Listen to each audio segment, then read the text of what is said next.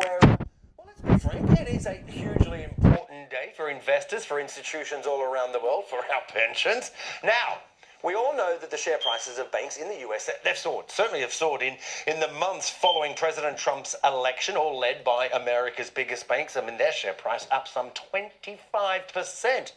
But I think fair to say in recent weeks, doubts have been creeping in, somewhat rattling the markets. Let me show you what we've put together. Look, today we get the first quarter numbers, the first 3 months of this year from the banks, and they're going to tell us how much money they've been making. It kicks off, as I said, with America's biggest bank, JP Morgan Chase. It's followed by its rival, Citigroup. Now, they are just the first of a barrage of reports from America's biggest companies. But here's the question. Will those numbers be good enough to justify the Trump rally? Or will the numbers confirm that those fears that all of this has been a bubble waiting to burst?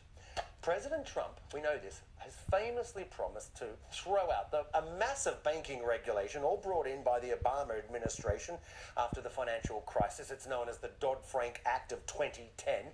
But we also know he has been struggling. He's been struggling to pass other legislation, such as the healthcare reform. And that makes all of this still up in the air. But still, the banks, we also know this, have had a major boost from rising US interest rates, which have hit 1%. They're expected to actually hit 3%, which is up here somewhere, over the next 2 years.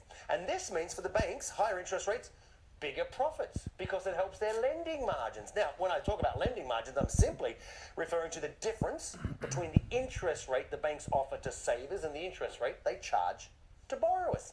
Ben. Aaron, thanks very much.